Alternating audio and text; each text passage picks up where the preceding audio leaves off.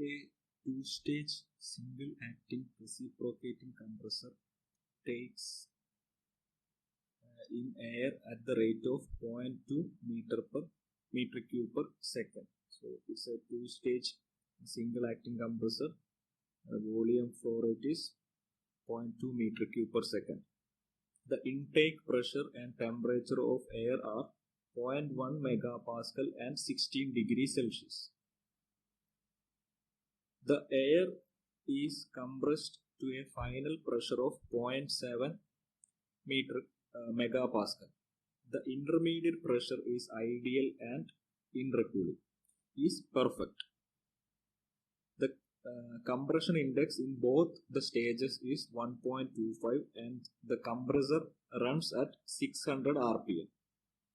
Neglecting clearance, determine the intermediate pressure, the total volume of each cylinder, the power required to drive the compressor, the rate of heat rejection in the intercooler. Take Cp is equal to 1.005 kilojoule per kilogram Kelvin and R specific gas constant for air is equal to 287 joule per kilogram Kelvin. Okay, so it's a simple problem. Given that it's a two-stage compressor, so the value of Z is equal to 2. Single-acting reciprocating compressor takes air at the rate of 0.2 meter cube per second. That means the inlet volume flow rate is 0.2 meter cube per second. Then the intake pressure and temperature of air are P1 is equal to 0.1 megapascal. 0.1 megapascal means 0.1 into 10 raised to 6 pascal, or we can write 1 bar. So P1 is equal to 1 bar. And temperature, inlet temperature is T1 is equal to 16 degrees Celsius. So this is equal to 16 plus 273 289 Kelvin. Then the air is compressed to a final pressure of 0.7 megapascal. That means the first stage compression is 1 to 2. Suppose 1 to 2 is the first stage, then second stage is 2 to 3. That means the final pressure P3 is equal to 0.7 megapascal, or is equal to 7 bar. 7 into 10 raised to 5 pascal. The intermediate pressure is ideal. So it's also given that the ideal conditions are ideal and perfect intercooling. The intercooling is perfect intercooling. Okay. The compression index in both the stages is 1.25. That means first stage compression PV raised to 1.25 is equal to constant, and for second stage compression is also PV raised to 1.25 is equal to constant. That means N is equal to 1.25, and the compressor runs at 600 rpm. The capital N, rotation per minute, is equal to 600 rpm. Neglecting clearance, determine the intermediate pressure. Okay, so you can draw the PV diagram. PV.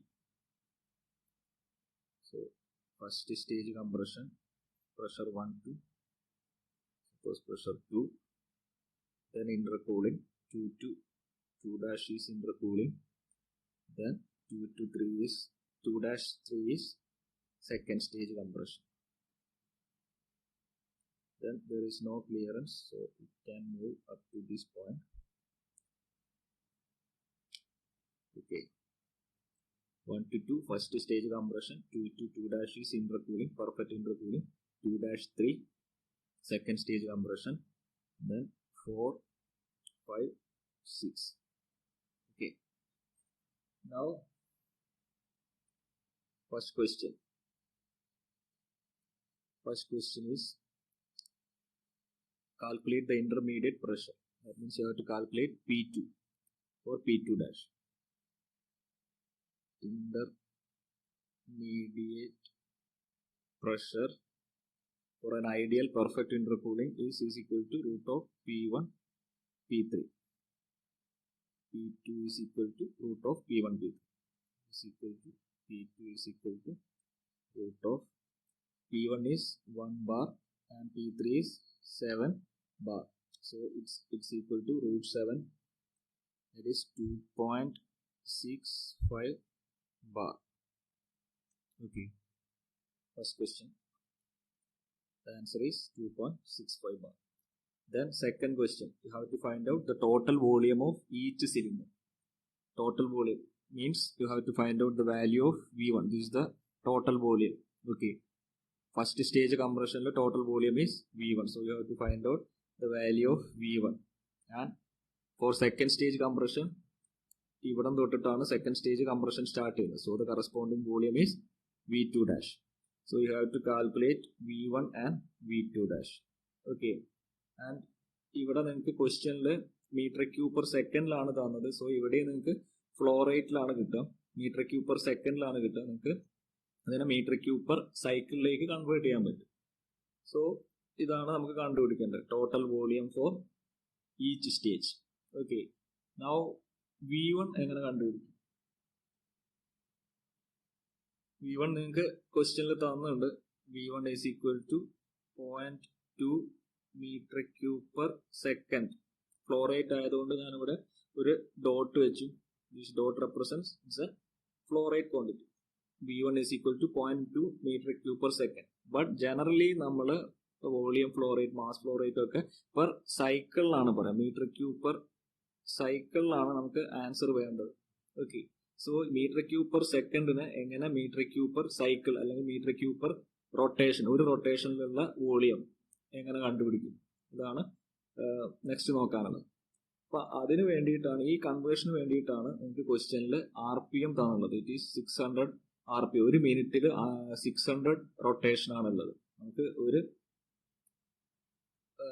റൊട്ടേഷനുള്ള volume flow റേറ്റുമാണ് കണ്ടുപിടിക്കുന്നത്. So എങ്ങനെ ചെയ്യും? ഇവിടെ metre cube per cycle, അല്ലെങ്കിൽ ഞങ്ങൾക്ക് മനസ്സിലാകാൻ വേണ്ടിയിട്ട് cycle എന്ന് പറഞ്ഞാൽ ഒരു റൊട്ടേഷനാണ്. റൊട്ടേഷൻ എഴുതി മീറ്റർ ക്യൂബ് പെർ റൊട്ടേഷൻ ആണ് വേണ്ടത്. നമ്മളെ കയ്യിലുള്ള value metre cube per second ആണ്. അപ്പൊ ഇതിനെ ഇങ്ങനെ എങ്ങനെ കൺവേർട്ട് ചെയ്യും? സോ ഇതിനെ ഒന്ന് എന്തുകൊണ്ട് മൾട്ടിപ്ലൈ ചെയ്താൽ മതി? ഇവിടെ ഒരു സെക്കൻഡ് ടേം എടുക്കുക, ഡിവൈഡഡ് ബൈ ഒരു റൊട്ടേഷൻ ടേം. സോ ഈ എസും എസും ക്യാൻസൽ ചെയ്ത് പോയി finally metre cube per rotation കിട്ടും. So metre cube per second എന്ന് പറഞ്ഞാൽ 0.2 ആണ് ഇവിടെ തന്നിട്ടുള്ള value. 0.2 metre cube per second ഉണ്ട്. ഇനി ഈ വാല്യൂ എന്ന് പറഞ്ഞാൽ എന്താണ്? It is second by rotation. നമുക്കറിയാം rotation by minute. Rotation by minute എന്ന് പറഞ്ഞാൽ N ആണ്. നിങ്ങൾക്ക് RPM തന്നിട്ടുണ്ട്. N is the rotation per minute ആണ്, RPM ആണ്. സോ ഇതിനെ നമുക്ക് എന്ത് ചെയ്യാം? N/60 ചെയ്താൽ നമുക്ക് റൊട്ടേഷൻ പെർ സെക്കൻഡ് കിട്ടും. സോ ഈ വാല്യൂവിന് റെസിപ്രോക്കൽ എടുത്തിട്ട് ഇവിടെ സബ്സ്റ്റിറ്റ്യൂട്ട് ചെയ്താൽ സെക്കൻഡ് ബൈ റൊട്ടേഷൻ കിട്ടും. ഓക്കെ, ഫസ്റ്റ് ആയതുകൊണ്ട് ഞാൻ പറഞ്ഞതേ ഉള്ളൂ, നമുക്ക് അറിയുന്നതായിരിക്കും. സോ നമുക്ക് വേണ്ടത് volume flow rate, total volume flow rate per cycle ആണ്. So it's equal to volume flow rate in metre cube per second multiplied by second by rotation. N/60/N ചെയ്താൽ നിങ്ങൾക്ക്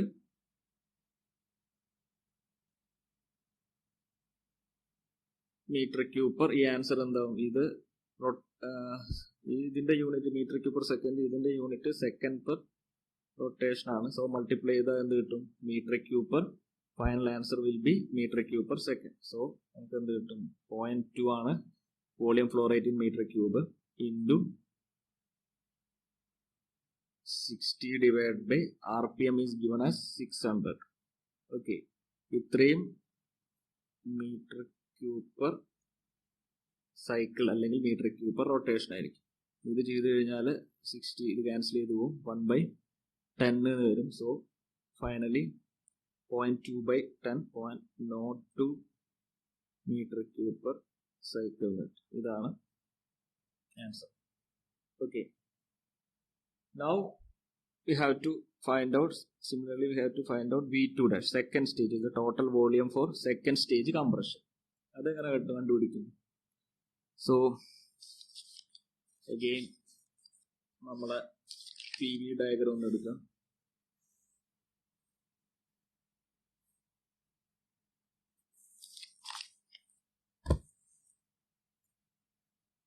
ഇതാണ് PV ഡയഗ്രം. ഇതിൽ നോക്കുകയാണെങ്കിൽ നമുക്ക് 2' ഈ വോളിയം, അവിടെയുള്ള വോളിയാണ് കണ്ടുപിടിക്കേണ്ടത്. ഇത്രയും വോളിയാണ് കണ്ടുപിടിക്കുന്നത്. സോ നമുക്കറിയാം പെർഫെക്റ്റ് ഇന്റർകൂളിംഗ് ആയതുകൊണ്ട് നമ്മൾ ഇതിന് ഈ ഒരു പ്രോസസ്സ് 1 to 2' എന്നുള്ള ഒരു ഡയറക്റ്റ് പ്രോസസ്സ് കൺസിഡർ ചെയ്യുകയാണെങ്കിൽ ഇതെന്താണ്, PV is equal to isothermal പ്രോസസ്സാണ്. PV is equal to constant ആണ്. കാരണം പെർഫെക്റ്റ് കൂളിംഗ് ആയതുകൊണ്ട് ഇവിടെ നിന്ന് ഇന്റർകൂൾ ചെയ്തിട്ട് ഇതേ ടെമ്പറേച്ചറിലാണ്, ഇൻലെറ്റിൽ അതേ ടെമ്പറേച്ചറാണ് എത്തിക്കുന്നത്. സോ T2' പെർഫെക്റ്റ് ഇന്റർകൂളിംഗ് ആയതുകൊണ്ട് T2' is equal to T1 ആണ്. So T2' is equal to T1 എന്ന് പറഞ്ഞാൽ 1 2' ദ പ്രോസസ് 1 തൊട്ടിട്ട് 2' വരെയുള്ള ഈ ഒരു ഗ്രീൻ ഇമാജിനറി പ്രോസസ്സ് കൺസിഡർ ചെയ്താൽ അതൊരു ഐസോതെർമൽ പ്രോസസ് ആയിരിക്കും. That is PV is equal to constant ആണ്. സോ ആ ഒരു കണ്ടീഷൻ വെച്ചിട്ട് നമുക്ക് 2' വോളിയം കണ്ടുപിടിക്കാൻ പറ്റും.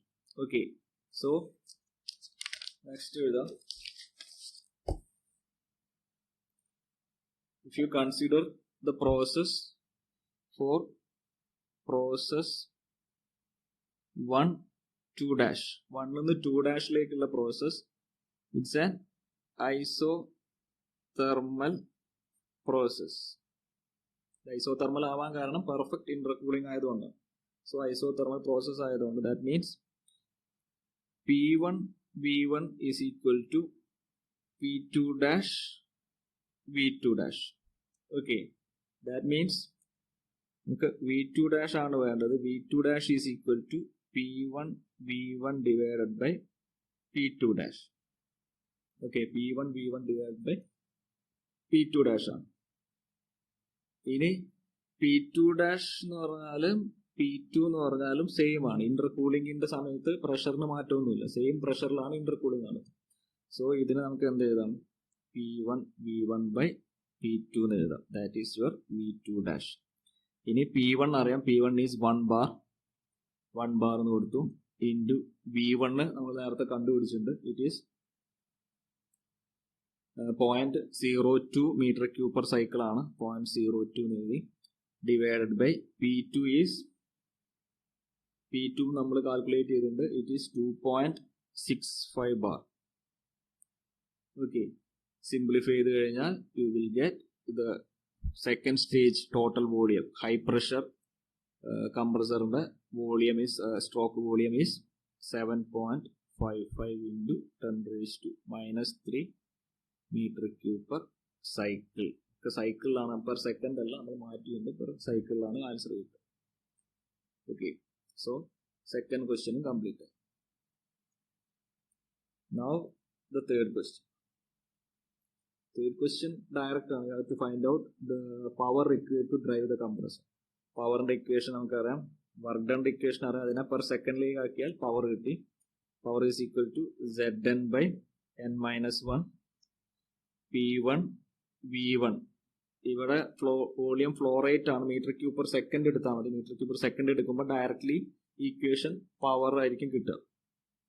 Into bracket PZ+1 PZ+1 divided by P1 whole raised to n-1 by Zn minus 1.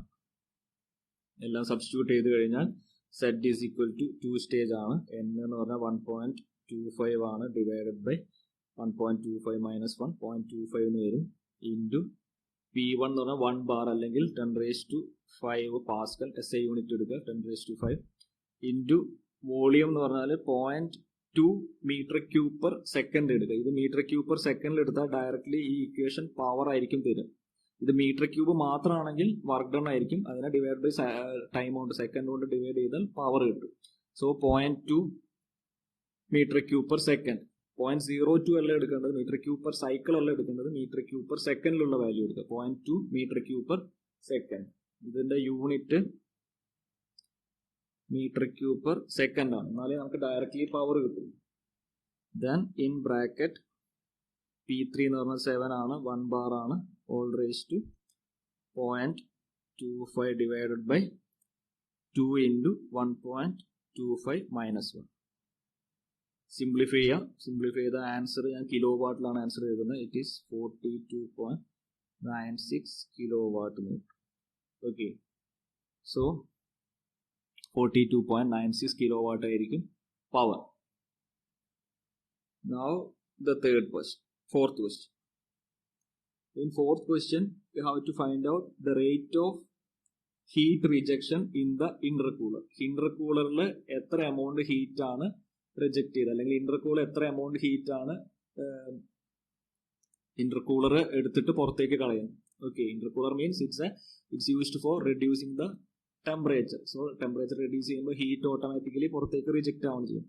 So അതിന്റെ വാല്യൂ ആണ് ചോദിച്ചത്. സോ നമ്മളെ ഡയഗ്രാം പ്രകാരം ഫസ്റ്റ് കംപ്രസർ ഉണ്ട്, ഇവിടെ 1 ആണ്, ദെൻ കംപ്രസ് ചെയ്ത് 2-ലെത്തി, ദെൻ ഇന്റർകൂളറിന് പുറത്തേക്ക് 2' എന്നുള്ള കണ്ടീഷനിലാണ്. ദെൻ ഇവിടെ സെക്കൻഡ് സ്റ്റേജ് കംപ്രസർ, ബാക്കി എല്ലാ ഭാഗത്തും. സോ ഇവിടെ ഇങ്ങനെയാണ് എയർ പോകുന്നത്. ഇനി ഇന്റർകൂളറിന്റെ ഹീറ്റ് എക്സ്ചേഞ്ചർ ആയതുകൊണ്ട് കൂൾ ചെയ്യാൻ വേണ്ടി കൂളിംഗ് വാട്ടറോ അല്ലെങ്കിൽ വേറെ കോൾഡ് എയർ എന്തെങ്കിലും യൂസ് ചെയ്യും. കോൾഡ് എയർ ഇതിലൂടെ വേറെ ഒരു സർക്യൂട്ടിൽ പാസ് ചെയ്യും. സോ ഇവിടെ കോൾഡ് എയർ പാസ് ചെയ്യുന്നതുകൊണ്ടാണ് ഇവിടുന്ന് ഹീറ്റ് ഇതിലേക്ക് റിജക്ട് ചെയ്ത് പോകുന്നത്.